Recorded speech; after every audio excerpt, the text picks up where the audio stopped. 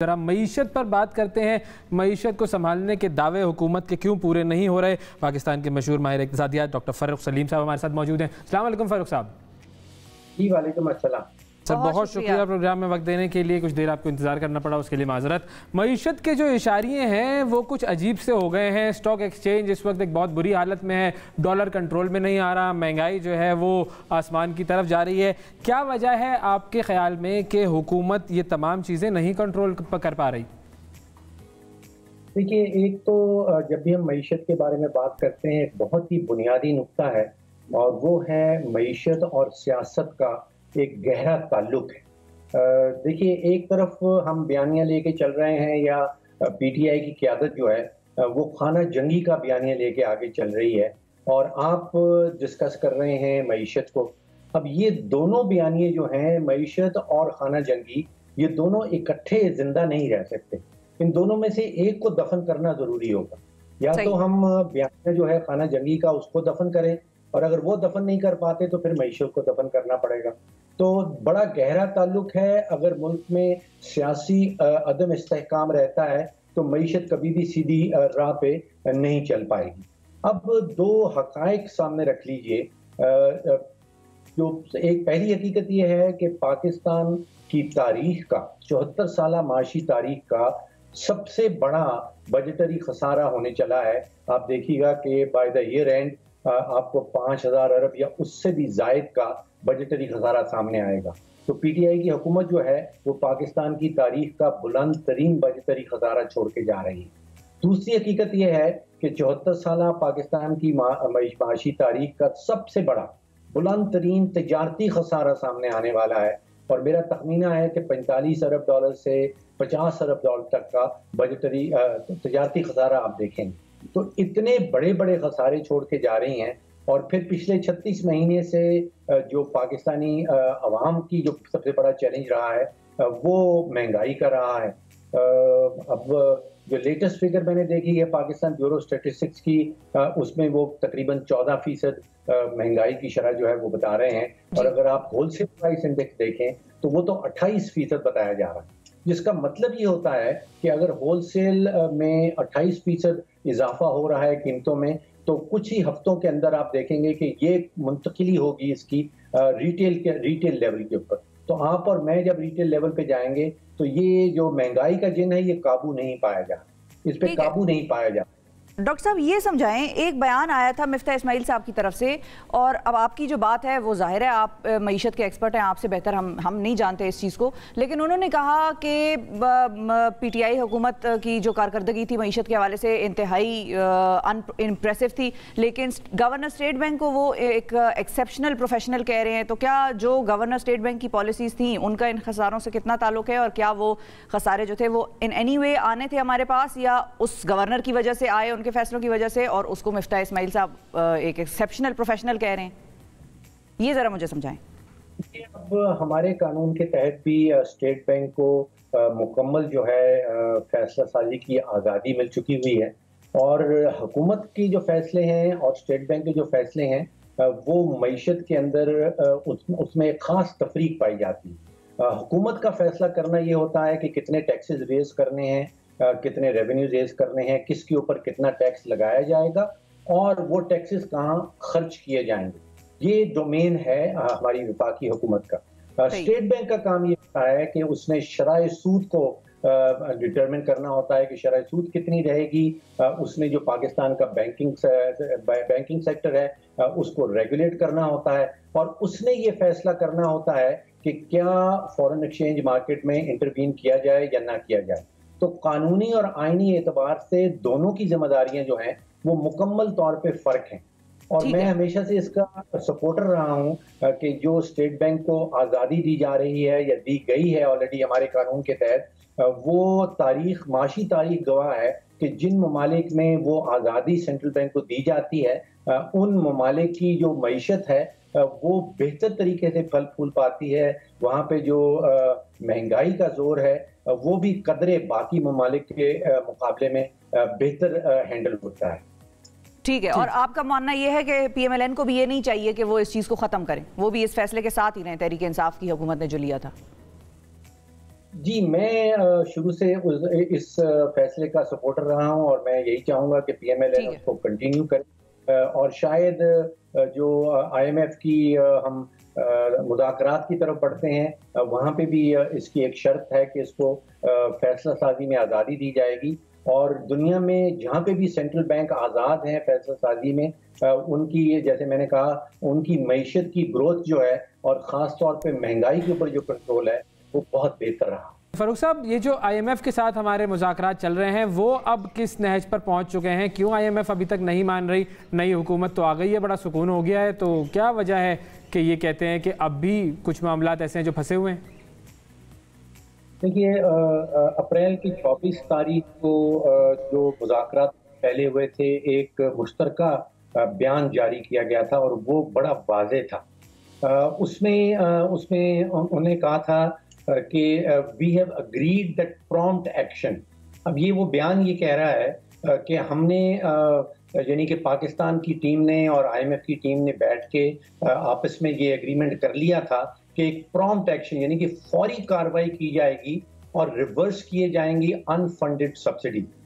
یہ 3 استعمال کیے تھے اپنی جوائنٹ سٹیٹمنٹ میں، ریورس انفنڈڈ سبسڈی۔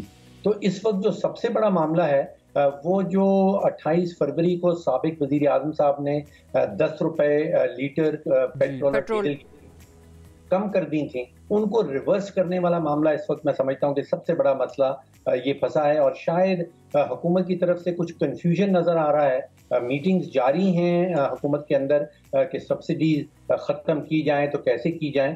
اب سیاسی طور پہ بہت بڑا فیصلہ ہے یہ، ایک طرف معیشت کی ضرورت ہے اور دوسری طرف سیاست دانوں کے لیے اپنی عوام میں مقبولیت کی خواہش ہے۔ اگر آپ سوچئے کہ روپے اگر ڈالر اور اگر پیٹرول اور ڈیزل کی قیمت 200 روپے سے زائد کر دی جاتی ہے، اچانک کر دی جاتی ہے، تو اس کی وزیر اعظم شہباز شریف صاحب کو ایک بہت بڑی سیاسی قیمت چکانی پڑے گی۔ صحیح۔ تو اب اس صورتحال میں ہم نے جب دیکھا کہ پچھلی گورنمنٹ نے پیٹرول کی قیمت کو اسٹیبل رکھا، نیچے رکھا سبسڈیز کے حوالے سے، اور اب یہ لوگ نہیں بڑھا سک رہے، تو اب آپ کو کیا لگتا ہے فائنلی ان کو بڑھانا ہی پڑے گا کیا؟ دیکھیے سابق وزیر اعظم صاحب عمران خان صاحب کا جو فیصلہ تھا وہ بھی سیاسی فیصلہ تھا، اس میں معاشی حقیقت بالکل بھی نہیں تھی، اور وہ میں اس لیے کہتا ہوں کہ اس وقت دنیا کا کوئی بھی ملک ایسا نہیں ہے جو عالمی منڈی سے مہنگا تیل خرید رہا ہو اور اپنی مارکیٹ میں اپنے ملک میں سستا بیچ رہا ہو سوائے پاکستان۔ تو ایک چیز میں صرف اس میں ڈالنا چاہوں گا، اگر قطع کلامی کی معذرت، پھر اس کا مطلب یہ ہے کہ پچھلی حکومت جب یہ کہتی تھی کہ ہم پیٹرول کی پرائس کو اسٹیبل رکھ رہے ہیں اور پیٹرول کی پرائس جب بڑھتی تھی ان کے دور میں، تو اس وقت جو اپوزیشن تھی پی ڈی ایم والے وہ یہ کہتے تھے کہ دیکھیں پیٹرول مہنگا ہو گیا، مہنگا کر دیا، اس حکومت نے مہنگا کر دیا، عمران خان کی حکومت نے مہنگا کر دیا، تو وہ غلط کہہ رہے تھے، وہ سیاسی بیان دے رہے تھے۔ آپ نے مجھے موقع نہیں دیا، میں اسی طرف جا رہا تھا۔ اچھا دیکھیے پریویس گورنمنٹ میں بھی معاشی فیصلے جو ہیں وہ سیاسی بنیاد پہ کیے گئے۔ وزیر اعظم شہباز شریف صاحب نے جو اس پالیسی کو کنٹینیو کیا وہ بھی پیورلی ایک سیاسی فیصلہ تھا، اس کی معاشی حقیقت بھی ایگزسٹ نہیں کرتی۔ تو دونوں طرف سے جو سیاست کی گئی ہے معیشت کے اوپر، چاہے وہ وزیر اعظم شہباز شریف صاحب ہوں یا سابق وزیر اعظم عمران خان صاحب ہوں، تو معاشی فیصلے نہیں تھے، دونوں سیاسی فیصلے تھے۔ یعنی کہ جو پچھلی حکومت میں مہنگائی تھی اس کے اندر انٹرنیشنل معاملات کا عمل دخل تھا، یا صرف اور صرف ہم یہ کہیں گے کہ نہیں جی خان صاحب نے آ کے ساری قیمتیں بڑھا دی ہیں؟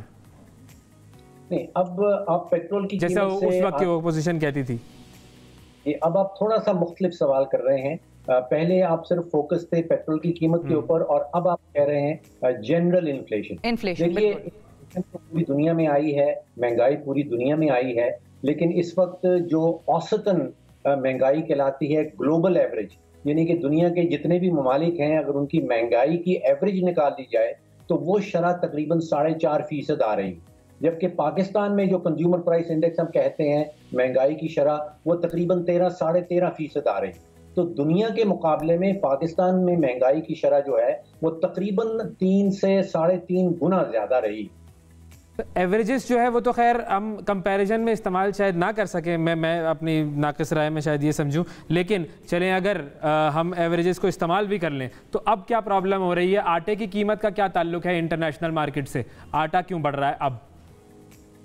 जी बिल्कुल दुरुस्त सवाल है। आटा गंदम जो है वो हम पाकिस्तान में उगाते हैं, रुपयों में जो फार्मर्स हैं उनको पेमेंट की जाती है, तो इसका कोई डायरेक्ट ताल्लुक आप ठीक कह रहे हैं डॉलर की कीमत से नहीं होना चाहिए। इसी तरह गन्ना जो है वो पाकिस्तान में उगाया जाता है, उसकी प्राइस जो है वो हुकूमत पाकिस्तान खुद से रेगुलेट करती है, तो चीनी का भी कोई डायरेक्ट ताल्लुक जो है वो आलमी मंडियों से नहीं होना चाहिए।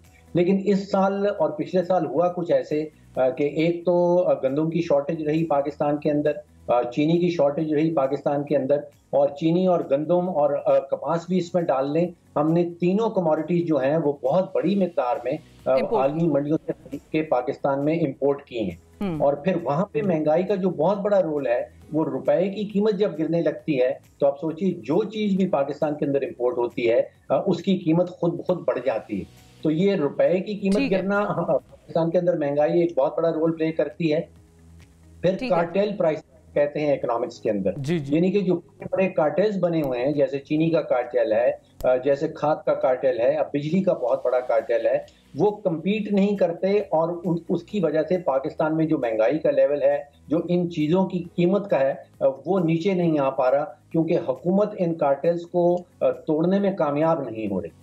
बिल्कुल ठीक है। और क्विकली और फाइनली डॉक्टर साहब आपसे ये मैं समझना चाहूँगी और आवाम के लिए भी ये मैं पूछ रही हूँ कि आपने पहले जवाब का, जब आज के सेगमेंट में जवाब दिया, आपने कहा कि मईशत का इस्तेहकाम और जो सियासत में अगर हम कहें खाना जंगी है, ये साथ साथ नहीं चल सकती। Either there has to be political stability if you want economic stability.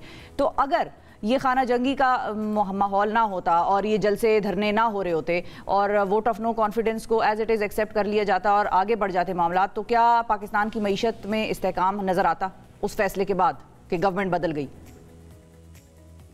देखिए, मुख्तलिफ स्टडीज़ इस वक्त अवेलेबल हैं। IMF ने एक 60 साल लंबी स्टडी की है जिसमें तकरीबन 190 ममालिक शामिल हैं, और वहाँ पे ये बताया जाता है कि जिन ममालिक में जो सियासी इस्तेहकाम रहता है, वहाँ की हुकूमतें जो हैं वो लॉन्ग टर्म माशी पॉलिसीज़ बनाने में कामयाब होती हैं, तो वहाँ पे इकनॉमिक ग्रोथ बेहतर होती है। अब आप इस वक्त सोचिए कि जो हुकूमत है, जो वज़ीर आज़म शहबाज शरीफ साहब की हुकूमत है, वो कितना वक्त जो है वो सियासी मुखालिफिन के मुकाबले में खर्च कर देती है, उसके पास कितना वक्त रहता है कि वो माशी पॉलिसी बना पाए। और फिर जो एक्सटर्नल इन्वेस्टमेंट है, जो बैरूनी इन्वेस्टमेंट है, जो सरमायाकार पाकिस्तान में बैठे हैं, जब गैर यकीनी की फजा होती है, जब अपोजिशन कहती है कि खाना जंगी होने वाली है इस मुल्क के अंदर, तो फिर सरमायाकार अपने हाथ रोक लेते हैं, वो सरमायाकारी बंद कर देते हैं।